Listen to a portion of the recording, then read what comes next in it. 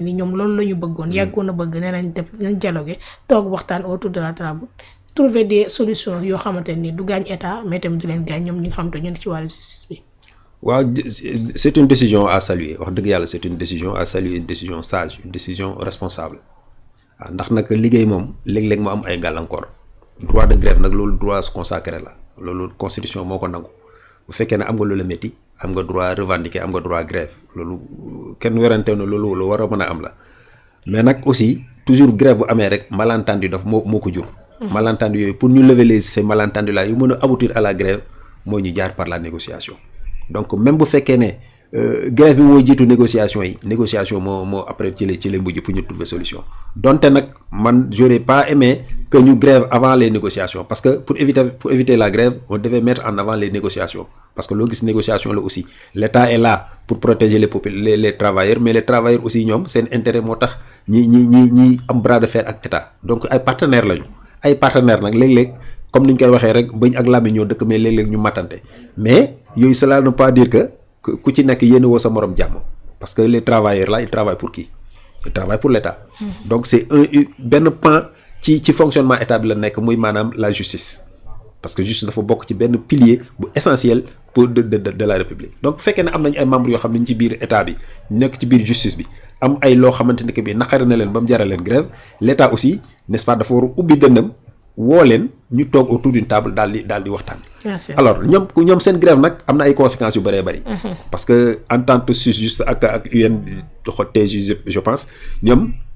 voilà UNTJ ñoom seen grève gis nañ ne am na ay gàllankoor ci wàllu fonctionnement même de la justice même parce que gis nañ fi ay audiences yu bëree bëri annulé nañ ko. gis nañ fi ñu bëree bëri am nañ ay papiers yu ñu waroon a régler au niveau de la justice mënuñu jot donc ñoom xam nañ ne. seen liggéey am na solo mais nag quand même puisque la justice est rendue au nom du peuple te ñoom bu ñu xoolee grève bi lu mu métti aussi les premières victimes c'est le peuple donc ñu dellu ginnaaw pour ne pas léser trop le peuple ñu mettre de l'eau dans leur vin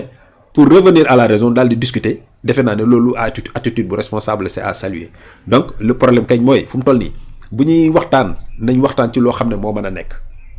parce que il faut tenir compte des moyens parce que fekkee ne ñoom seen grève bi ay dafa am ay incidences financières compte tenu de la situation financière actuelle du pays am na yoo xamante que bi état bi donte bëgg na ko du ko mën a def dans l'immédiat donc il faut que aussi qu'on sache lâcher du lest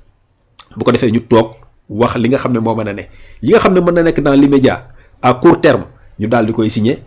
promettre leen ko te def ko li nga xam mënul nekk ñu ne lii nañ ko signer mais à long terme la mën a am ñu wax ko de façon claire bu ko defee ku ci nekk xam à quoi s'en tenir bu ko defee ñu éviter genre grève yu mel nii parce que nag grève lu ñu ci mënti wax tamit grève les perdants c'est la population parce que ñi ciy léser yëpp mënuñu xam conséquences yu grève bi fan la mën a yegg ci nit ki parce que imaginal tey ku bëggoon a def benn concours boo xamante ne que bi sa carrière imaginal tey xam nga Sénégal concours yi fu mu yem dama jël xamante ni am na des problèmes ci côté boobu dama jël benn exemple rek Sénégal xam nga concours boo bëggee dugg fonction publique ban âge la am 30 ans imaginal tey nga nekk sa 30e année nga war a def benn concours nga xam bi mooy sa last chance nga soxla ay papier tribunal nga dem ñu ne dañoo grève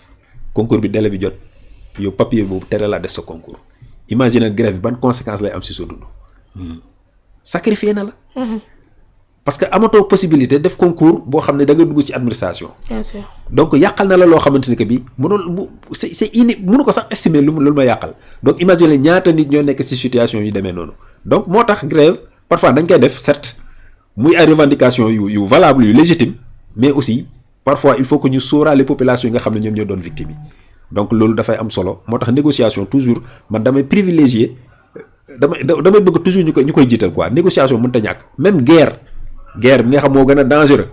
guerre ci ay autour de la table lay jeexee toog waxtaan lu waxtaan mënta faj leneen mëntu koo faj rawatina nag Sénégal bi nga xam ne ñoo ko bokk les travailleurs dañoo bëgg Sénégal dem jëm kanam les autorités dañoo bëgg Sénégal jëm kanam les populations yi nga xam ne ñooy victimes yi sax dañoo bëgg Sénégal jëm kanam donc pour que vraiment tout le monde soit à l'aise nañ privilégier waxtaan bi di dialoguer vraiment de trouver ay solutions ensemble bu ko defee ñu éviter grève yi nga xam ne dafay demee nii di am ay conséquences yoo xamante que ak ay dégâts collatéraux yoo xam ne parfois duñ ko sax mën a mesurer. donc muy mbir moo xam ne daal c'est à revoir avant ñuy lancer wu dans une grève ñu négocier bu pare.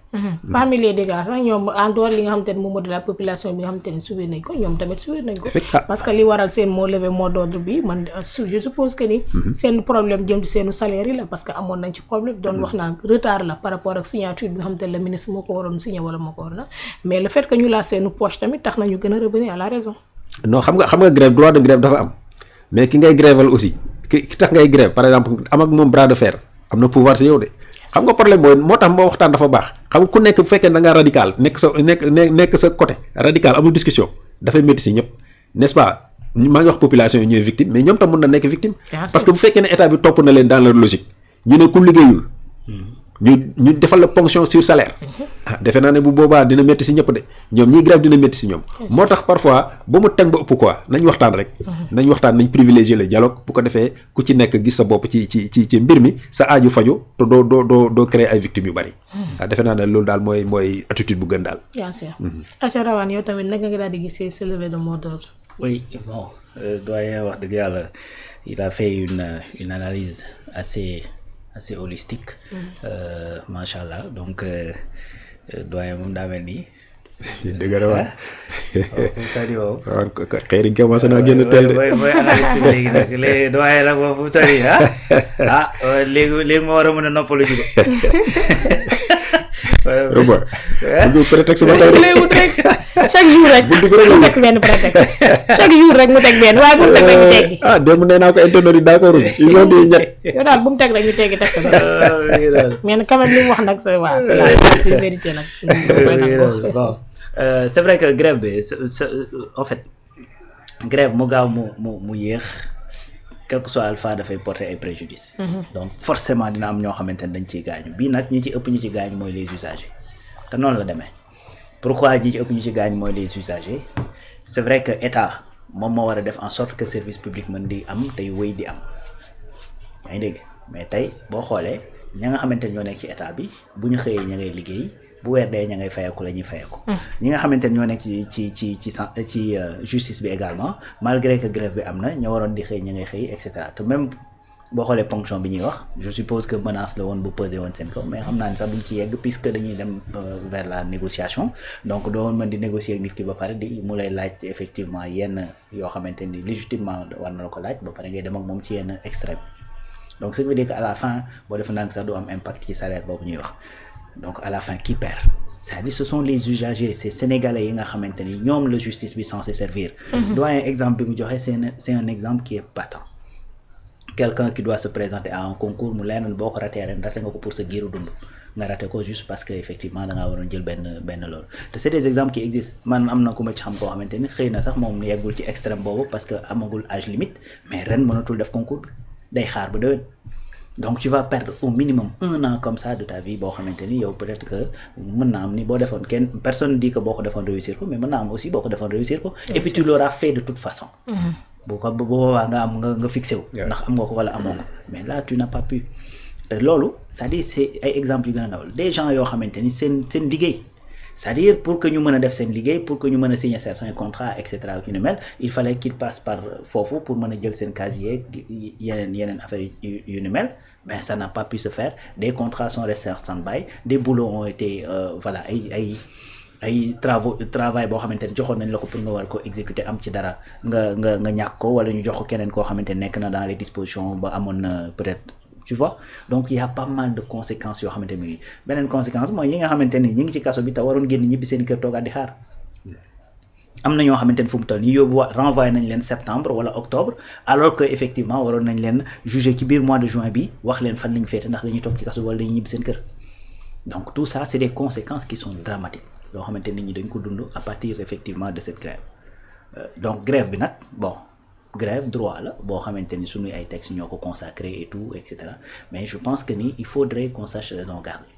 des fois di nga revendiquer loo xamante ni war nga koo revendiquer sax certes mais il faut nga revendiquer ci condition yoo xamante ni da lay leer ni yow di nga mën a am gain de cause parce que lii nii ñuy revendiquer ñoom yëpp da leen di leer ni dans l'immédiat c'est-à-dire ça peut pas se faire mënoo réclamer par exemple ay 19 mois d'indemnité xam nga réclamer effectivement ay nu ma koy tuddee ay changement de hiérarchie yoo xamante ne bu changement de hiérarchie boobu amee qu'est-ce qui va se passer dafay am incidence financière parce que salaire yi duñ doon benn donc nga bëgg a jël paquet boobu yëpp daal di koy dugal ci benn revendication ne lii nii nañ ko régler wala sinon du ma dem liggéey mais su boobaa dañ naan y a d'autres buts qui sont poursuivis après les gens même dañuy dem ba poser wu ay questions qu'est-ce qu'il y a derrière lan la est-ce que yéen réellement li ngeen di poursuivre mooy seen véritable intention et cetera parce que da ngay xam ni tous les Sénégalais xam nañ actuellement la situation qu'on est en train de vivre on est passé à presque 24 000 milliards de dettes 119% du PIB 60% de dette boo xamante ni c'est extraverti n'est-ce pas donc déficit budgétaire de 13, nangam sangam presque 14% de déficit budgétaire alors qu'on devait être à 4%. Donc loolu également mu ngi fi. léegi nag je sais pas su fekkee da ngaa gis kenn nga ni non parce que comme le débat se pose tout le temps oui train de vie de l'État pourquoi ñu ñuy serrer la ceinture alors que ñoom nangam affaire non cette question boo ko posé noonu c'est-à-dire tu biaises les choses da ngay biaiser lépp il faudrait que qu'on revienne à la raison léegi nag li nga xamante ni moo am mooy que ni heureusement ba nga xam ni quelqu'un d'autre dugg na ci coow li ba mën a def médiation ba ñu mën a lool parce que ñaari nit bu ñu jàppante ba ñëkk am ba ku nekk jàpp fi nga jàpp il faut keneen koo xamante ni dafa étranger wala bokk ku neutre ku ñu mën a considérer comme neutre ci problème bi ñëw dugg ci donc c'est là où je salue effectivement les démarches yi nga xamante ni président assemblée nationale moom la def parce que c'est lui qui s'est rapproché de ñoom ñëw jouer de médiation loolu dalay wan également beneen envergure bi nga xamante ni les nouvelles autorités ñu ngi koy jox suñu institution yi parce que loolu daawoo ko dégg daan nga fi dégg grève ñu ne président assemblée nationale moo sol daalam pour dem régler ko daawoo ko dégg donc c'est-à-dire El Malick il est en train de faire un travail qui est phénoménal donc il prend ses responsabilités xam ni moom mooy deuxième institution de cette république tey su fekkoon président de la république dafa nekk dans l'indisponibilité pour gouverner moom mooy nekk le président minimum pendant 3 mois pour mën a organiser waat ay élections ak ñoom seen donc ça c'est une grosse responsabilité boo xamante ne dafa nekk ci ay ndondam donc du keroog bi may wax naan ñaar mën kenn te ñett duñu bëre du keroog bi may wax naan bu 3 yi jógandoowee kii jaar na la c'est-à-dire c'est que benef El Malick mi ngi dox de la diplomatie mi ngi dox également de la médiation ci biir réew mi Ousmane na nga Turquie foo xamante ni président Bassirou Diomaye Faye demoon na fa mu dellu donc foofu da ngay gis ne sax à chaque fois président Bassirou bu demee après le premier ministre dafay retourner pour gérer l'opérationnel parachever yi fii tu vois donc loolu mooy le geste également man que je salue vraiment ci taxawaay bi nga xamante ni président assemblée nationale taxawee na ko ci problème bi beneen affaire nag boo xamante ni pour aller beaucoup plus loin man dama jàpp ne on doit réfléchir donc mën na bañ a nekk nag lu ñuy forcer et tout ça affaire mais man pour man on doit réfléchir à effectivement des mécanismes boo xamante ni dana mën a encadrer le droit de grève pour dans certains services man damaa jàpp ne réflexion bi le législateur dafa war a dem foofu dafa war a dem ci tey syndicat bu nekk impôt et domaine mënta demee grève n'importe comment parce que ça dafay dem grève c'est-à-dire il bloque ce pays parce que en vérité looloo taxoon sax Ablaye Wade lankoon ne impôt et domaine du am syndicat parce que danaa wax ne ki ëpp ki muy dugal xaalis ci sama budget du ma seetaan muy am syndicat parce que syndicat dafa nañ ko wax loolu dafa am benn capacité de c'est une force voilà dafa am benn force donc tey bu fekkee dañoo jóg ba kii gis nga justice bi wane na ko gars yi bi ñu jógee bagg seen loxo ñëpp ko yëg parce que dañu am cette force donc man dama jàpp ne est-ce qu'il faudrait pas poser le débat teg ko sur la table législateur bi xalaat ci naka lañ mën a def ba nga xamante ne dans certains services c'est-à-dire le droit de grève dinañ ko encadrer man pour man lu jëm ci wàllu justice lu jëm ci wàllu effectivement impôt et domaine à la limite santé man jàpp naa ni droit de grève bi war nañ ko war a mën a encadrer def ko comme armée def ko de sorte que xam nga armée y a pas de droit de grève dans la police il y a certains pays il y a des syndicats demal aux États-Unis am na si yenn pays mais amul fii demal aux États-Unis dañu am syndicat police boo xamante ne syndicat bu am doole la boo xamante ne même les gouvernants dañ leen di sóoraale bu baax a baax parce que en vérité dañoo puissant moo tax tey da ngay gis policier boo xamante ne mën na def njombe loo xam kenn xamul nan la toll mais syndicat bi bu jógee taxaw ba protéger ko et tout ça mën na cee bañ a am ay jafe-jafe yoo xamante ne yu grave la parce que dañoo am doole en vérité n'est-ce pas donc mais malgré que seen puissance boobu ben États-Unis doo fa dégg ay police ngay grève doo ko dégg de n'est-ce pas donc il faudrait que pour man dans certains ci yenn sphères yi ci yenn domaines yi que législateur bi réfléchir à effectivement mettre en place des mécanismes yoo xamante ni dana mën a encadrer ce droit de grève nga xamante ni tey ok am nga droit grève mais amoo droit banque sa loxo de façon totale par exemple comme ñu ne waa santé amu leen droit banque seen loxo de façon totale wala justice c'est-à-dire bu ngeen dee grève aussi il faut faire le service minimum wala boog li ngeen am droit def mooy par semaine vous partez 2 jours en grève mais les 3 jours da ngeen di liggéey par exemple pour man loolu peut-être mën na nekk loo xamante ni au moins les gens peuvent se faire entendre dinañ mën a kaas gars yi dégg leen et tout ça te su boobaa du gàllankoor totalement kii beneen point nag mooy que ni il faudrait que également que l'État di mën a jël ses responsabilités ci cas yu mel nii. Bien sûr. Parce que l'État a le devoir de maintenir la continuité du service public. Exactement. Il a le devoir. C'est-à-dire tey su fekkee ni gars yi dañoo grève l'État doit trouver les solutions et très rapidement pour que service boobu bañ a taxaw. loolu devoir état la. Quel que soit alpha c'est-à-dire des gens ont été mis en place jox leen ay moyens ne leen réfléchir leen de telle sorte que non seulement le service public sera performant dana def ay résultats mais du taxaw. Donc bu grève bu mel ni amee il faut prendre ses responsabilités prendre des gens yoo xamante ni mën nañ def la continuité effectivement du travail bu ko defee su boobaa mën naa am double impact mooy le gars saura que ni grève bi mu def ça n'a pas vraiment trop d'impact mais également dina mën a permettre à l'usager également mu bañ a subir ay problèmes et puis ngeen mën a continuer le fil du dialogue. En tout cas souhaitons que une solution définitive soit trouvée ci loolu et que également le syndicat xoolaat ay exigences am à la baisse. Parce que am na loo xamante ni mënta ne nit mënta joxe lu amul c'est pas possible donc tey lu jëm ci wàllu changement de hiérarchie man jàpp naa ne wax dëgg fa yàlla bien que ministère bi ni mu ci communiquer man damaa jàpp ne erreur la waru ci woon communiquer noonu man loolu laa jàpp parce que en quelque sorte syndicat bi li muy xalaat sax mooy que dañoo bëgg a mettre en mal avec la population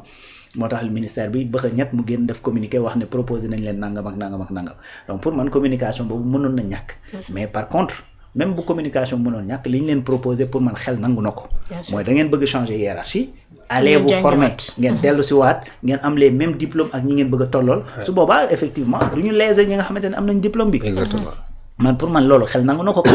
donc encore une fois bravo effectivement à El Malick ak taxawaayam bi mu ci am donc on appelle vivement le syndicat comme ça ñu mën a revoir effectivement seen exigences et que également état ñëw taxaw service mën leen a déglu te xam ni bras de fer bi en vérité bu conséquence day am ci population bi lay tegu te finalement ki ñuy demander mu rendre compte ce sera à l'État et pas au syndicat. Bien sûr mi ngi noonu ay jox ba tey dañuy daal di des ci wàllum yoon ak yoonal wax ci dossier moom Farba Ngom ak ñi nga xamante ne moom moo di Tahirou Sarr mi nga xamante ni ci ordre juge du premier cabinet bu pôle judiciaire financier ak ñi nga xamante ni ñoom ñoo nekk ca division des investigations criminelles dañoo daal di effectuer ab série de perquisitions boo xamante ni dañ ko daal di def ci ay sièges yoo xam ne dañ ko daal di déclarer comme étant des sociétés yoo xamante ni moom Farba Ngom ak Tahirou Sarr ñoom ñoo ko daal di moom ak yeneen nit ñoo xamante ni daal di nañ leen tudd ci